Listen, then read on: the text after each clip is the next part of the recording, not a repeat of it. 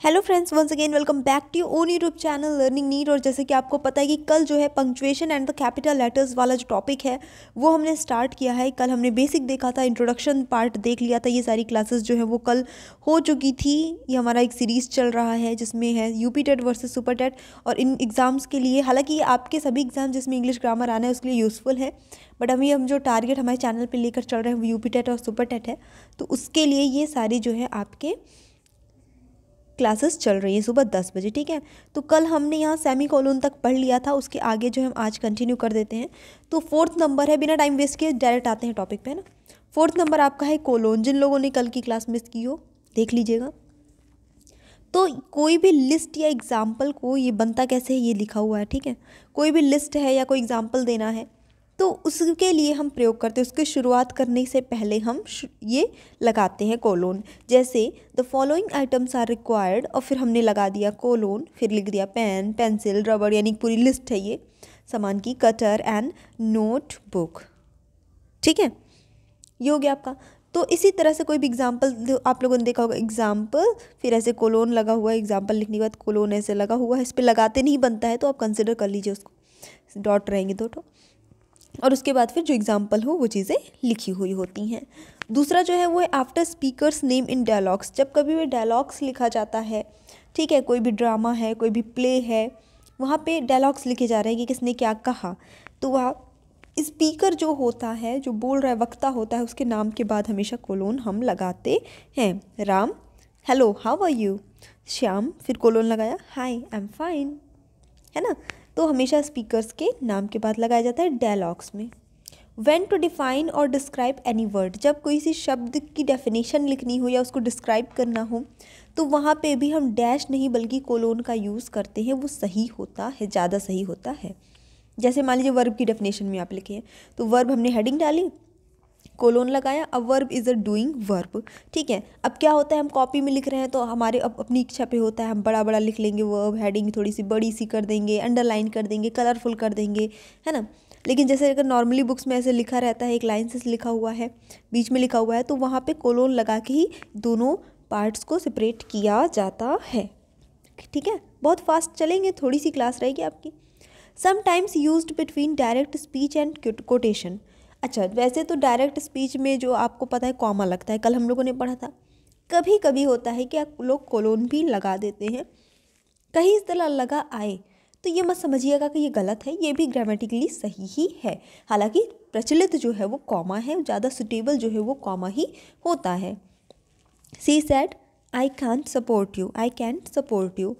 अच्छा, कोलोन काम वही होता है जो सेमी कोलोन का होता है, ये भी पॉज देता है, थोड़ी ये ग्रेट इंपॉर्टेंस के साथ देता है ना। सेमी कोलोन मतलब बताता है कि कुछ थोड़ा कॉमा से ज़्यादा पॉज है, और ये क्या है, थोड़ी सी ज़्यादा महत्वपूर्ण है, ये दर्शाता है कोलोन जो है।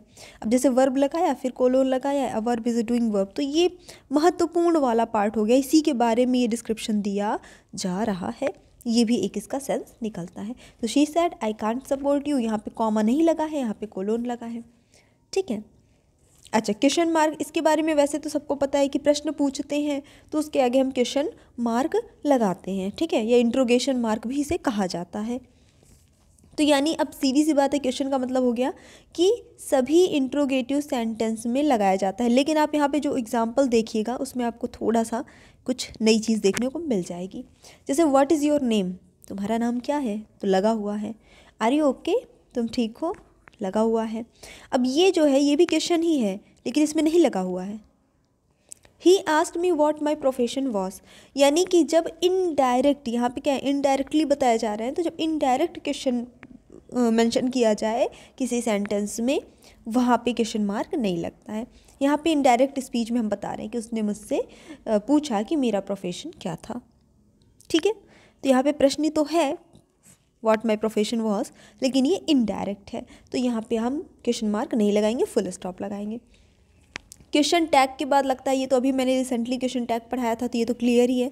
Have you taken your lunch, haven't you, तो हमेशा कॉमा लगता है आपका मेन स्टेटमेंट और क्वेश्चन टैग को अलग करने के लिए, और लास्ट में हमेशा क्वेश्चन टैग लगता है। अब जाहिर सी बात है, क्वेश्चन टैग है तो क्वेश्चन मार्क तो लगेगा ही ना। थोड़ा सा गंदा ज़्यादा हो गया है, चलिए आगे बढ़ते हैं। उसके बाद आप कुछ सेंटेंसेस आपको आप ध्यान से देखिए, ऑब्जर्व करिए इसे। Where is he, where he is, अपने से सोचिए इसमें क्या फ़र्क है। देखिए जब ये वेयर इज़ ही, ये एक क्वेश्चन सेंटेंस है, एक इंट्रोगेटिव सेंटेंस आप कह सकते हैं, WH वाला है ना। वेयर इज़ ही, वह कहाँ है, इसका अर्थ भी वही हुआ, दूसरे वाले का अर्थ भी वही हुआ कि वेयर ही इज़, वह कहाँ है, दोनों का अर्थ सेम है।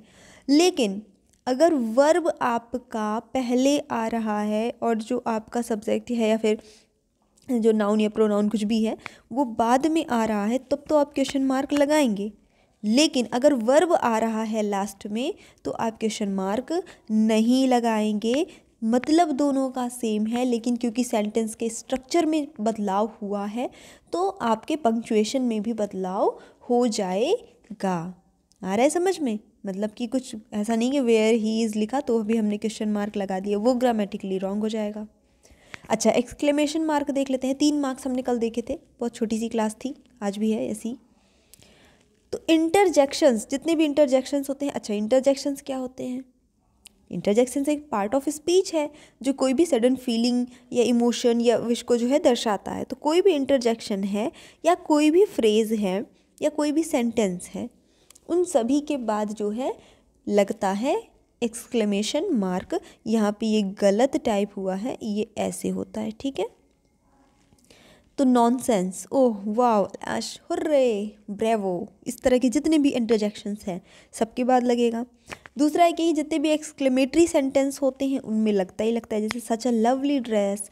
सेंटेंस का टॉपिक पढ़ा चुके हैं, ठीक है, बहुत डिटेल से पढ़ाया है, प्रैक्टिस सेट भी कराई है। जिन लोगों ने मिस कर दी है, लिंक है प्लेलिस्ट की, कमेंट सेक्शन में पिन हुई, वहाँ पे जाके आप सारी क्लास सारी सीरीज़ देख लीजिए। आफ्टर ऑप्टेटिव सेंटेंसेस, अच्छा ऑप्टेटिव सेंटेंस जो होते हैं जिसमें हम किसी के लिए जो है ना कुछ विश करते हैं, जैसे ईश्वर करे आपका जीवन लंबा हो, ईश्वर करे आपको सफलता मिले, क्या किसी के लिए ऐसे ही कुछ अच्छा विश करते हैं। ऐसे सेंटेंसेस जो होते हैं उनके बाद भी लगता है। ये एक्सक्लेमेटरी सेंटेंस नहीं होते हैं, फिर भी इनके बाद लगता है। ऑप्टेटिव सेंटेंस क्या होते हैं ये मैंने पढ़ाया ही है आपको, है कि नहीं। तो ये 3 टाइप के जो मार्क्स थे ये बहुत ही इजी थे, क्योंकि इनमें बहुत ज़्यादा डीप या बहुत ज़्यादा चेंजेस वक्त के साथ इनमें मॉडर्न इंग्लिश में नहीं आए हैं, इस वजह से इसमें ज़्यादा कुछ था नहीं। बाकी के जो बचे हैं अब उनमें थोड़ा सा देखने के लिए रहेगा कुछ और, क्योंकि उसी के साथ मैं आपको प्रैक्टिस सेट भी कल की क्लास में प्रोवाइड कराने वाली हूँ। पंक्चुएशन का कल हमारा कंप्लीट हो जाएगा, कैपिटल लेटर बचेगा पर उसको अभी फ़िलहाल के लिए पॉज कर रखा है, उसको नहीं अभी कराना है क्योंकि बहुत बेसिक सा टॉपिक है कैपिटल लेटर, वो कभी छोटा सा वीडियो में आपको दे दिया जाएगा, ठीक है। तो कल ही आपका प्रैक्टिस सेट भी हो जाएगा और बचे हुए सारे पंक्चुएशन मार्क्स भी कल ही कंप्लीट हो जाएंगे। तो कल की क्लास मिस मत करिएगा। सो thanks for watching, keep studying. एक बार लाइक और शेयर और सब्सक्राइब वगैरह कर दीजिए, थोड़ा इन सबसे मोटिवेशन मिलता है, ठीक है। और हाँ, जो लोग चैनल पे न्यू हैं तो 2000 से ज़्यादा वीडियो अवेलेबल है सिर्फ UP TET, super TET, C TET, इन सब एग्ज़ाम्स के लिए, यानी जो टीचिंग से रिलेटेड एग्ज़ाम्स आपके होते हैं। तो आप एक बार प्लेलिस्ट वाले सेक्शन में जाके सारी प्लेलिस्ट चेक कर लीजिएगा, आपको डेफिनेटली आपके ज़रूरत के सभी और शॉर्ट वीडियोस मिलेंगे। So thanks for watching, keep studying and bye bye.